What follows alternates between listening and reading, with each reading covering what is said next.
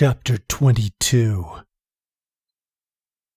Charon 19 actually did a lot of work in the lower levels, said Row 82.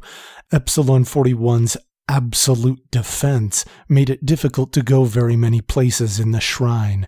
That was one of the reasons he had me, although he wanted to keep me close. I really didn't get to go down in the lower levels until you attacked. We did go down to lower levels, said Lucas.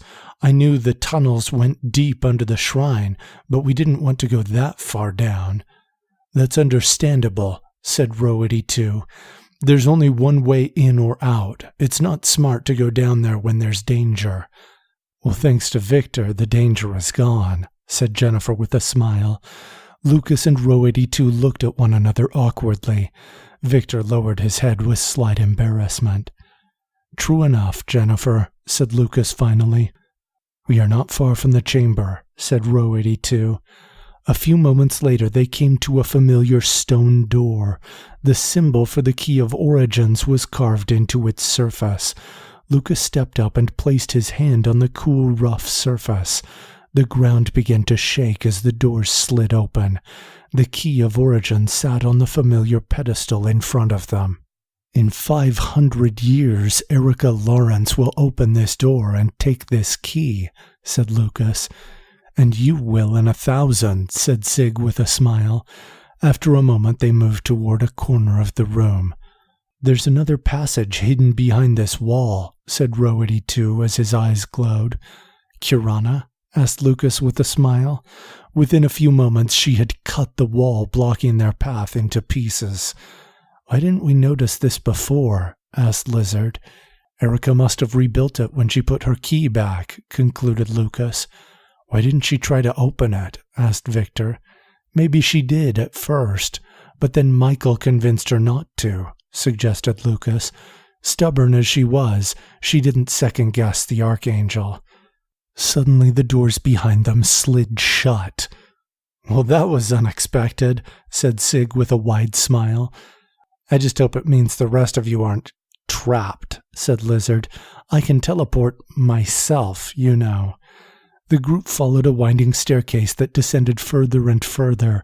Kirana pulled out her key and transformed it into a large flaming sword, which not only prepared her for trouble, but gave light to everyone as they moved. At length they found a sarcophagus in the center of the chamber, and a large circle on the ground around it. A stone plaque appeared in front of the sarcophagus, and slowly everyone moved toward it to read it. Here lies Benjamin Smith, who died in the service of the Archangel, read Lucas. He turned to Samuel. Have you heard of this Benjamin Smith? Asked Lucas. No, said Samuel honestly. Lucas turned to Chloe. Have you? Asked Lucas. Not at all, she said. He reluctantly turned to Jennifer Cedar. Jennifer? He asked. I don't think so, she said, but I can't remember for certain. Anyone else? Asked Lucas as he looked at the others. There was an awkward pause and a lot of head shaking. All right, said Lucas, let's open this up and see who we're dealing with. Young man, said Chloe in shock. Perhaps we have seen a lot of killing today, but that does not make it right to disturb the dead. It's okay, said Sig with a smile. We've come a long way. We'll be as respectful as we can. Chloe frowned with disapproval, but she refrained from making further objections as Sig pulled the lid up. That'll help, gasped Sig. Victor, Lizard, and Row 82 rushed to assist. Samuel did not want to get involved. His sense of propriety in this matter was the same as Chloe's. After a moment they were able to pull the lid off, and it landed on the ground with a thud. The stench of rot filled the air, and both Samuel and Chloe turned away in disgust. Jennifer held her nose, but she wanted to see what this was. It's another divine key, said Lucas. What? Asked Jennifer in shock as she rushed up to the edge. The appearance of the decaying corpse sent chills down her spine, but she ignored them as her eyes caught a glimpse of another mirrored key. Which one is it? asked Sig with a smile. I don't know, he answered nervously. How can you not know? Asked Kirana. The same way you can not know, replied Lucas. He reached in and pulled the key free of the rotting fingers that had gripped it. He grabbed his own key and tried to examine its origin that way, but after a minute of looking at it, Lucas shook his head. I can't tell the origin or purpose of this key, said Lucas. He turned to Row 82. Can you perceive it? Row 82's eyes glowed brightly for a minute. Finally they faded and he shook his head.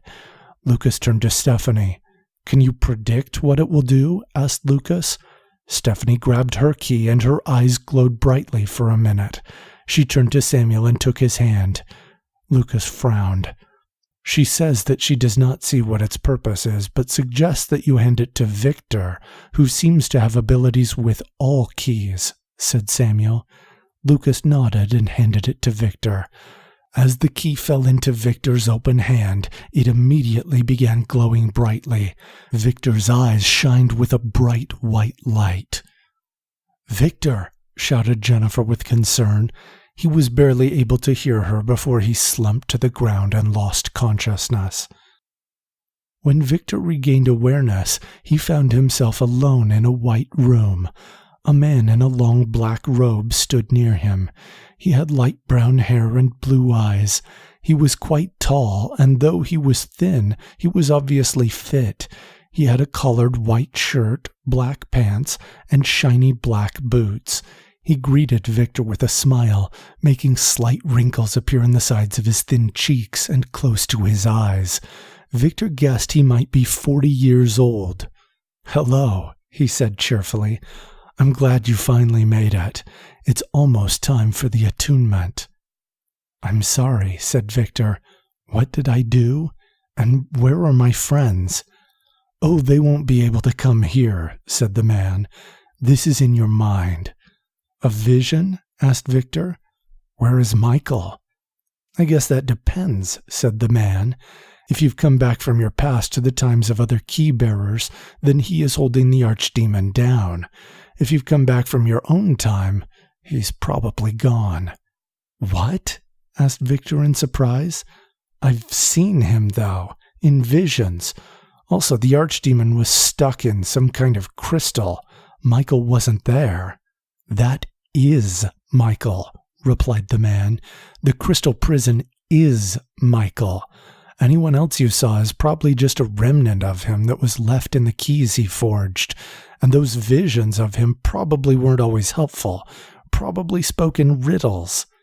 "Well, yes," admitted Victor. "Who are you, then?" "I'm glad you asked," answered the man with a smile. "My name is Ben Smith. I was sort of like an assistant to Michael."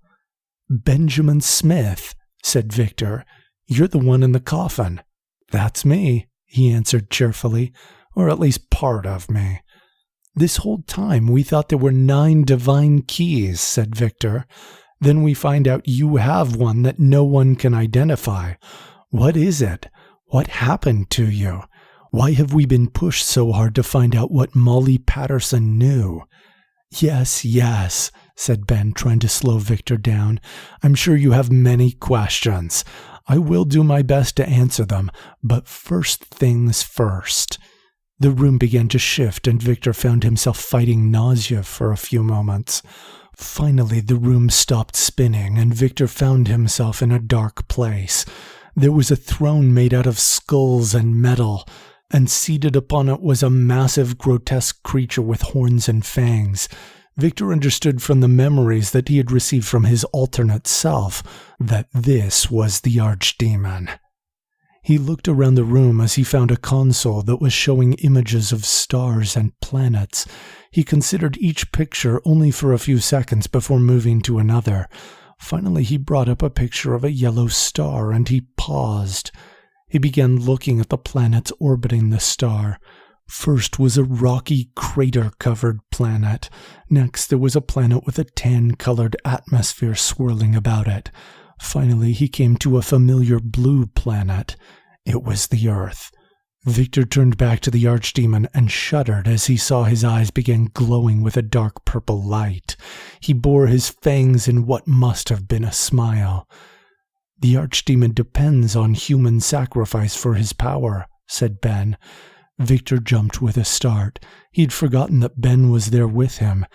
He also had a form of demonic prophecy, and he saw that he would reign as Lord of the earth, and that humans could be as cattle to him, raised and slaughtered to feed his power. "But Michael stopped him," said Victor. "Not really," said Ben. "Watch." The scene spun around for a moment, making Victor dizzy again. When it stopped reeling, he found himself in a grassy meadow. Butterflies and birds fluttered as a gentle breeze cooled his face. He looked around to see Ben behind him again. Ben pointed up. As Victor looked up, he saw a ball of fire in the sky. It was small at first, but he could tell it was getting closer as its relative size increased. After about a minute, it crashed a few hundred yards in front of them, and a blast of debris and wind threw Victor onto his back. Victor struggled back to his feet, only to see the world spinning around again. He fell over and covered his mouth as though he were forcing his stomach not to give up its contents.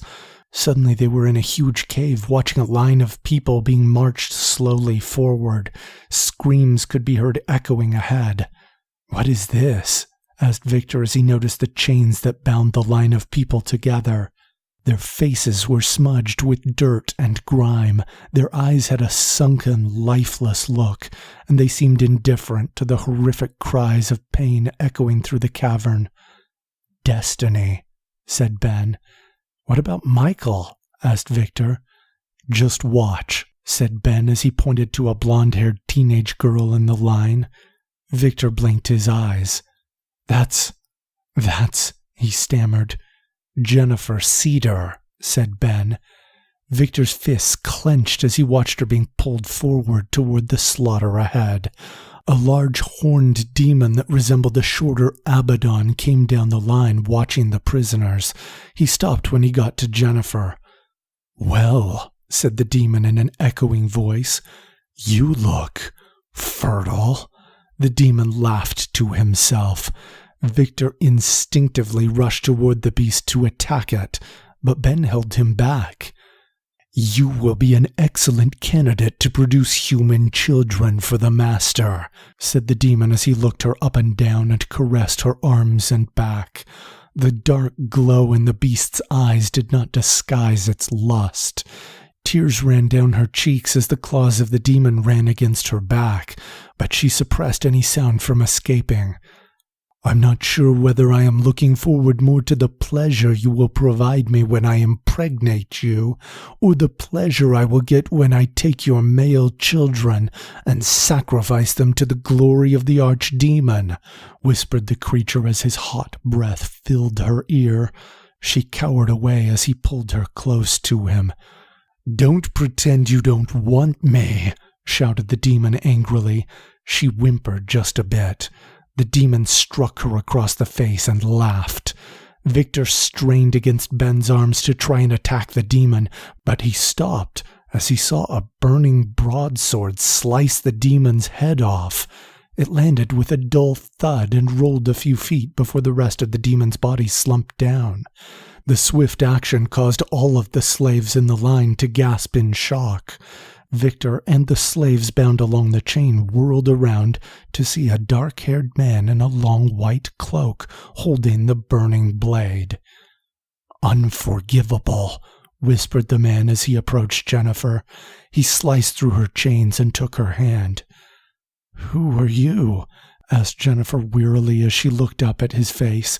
He pulled the hood off of his cloak. Victor's eyes widened as he recognized Michael.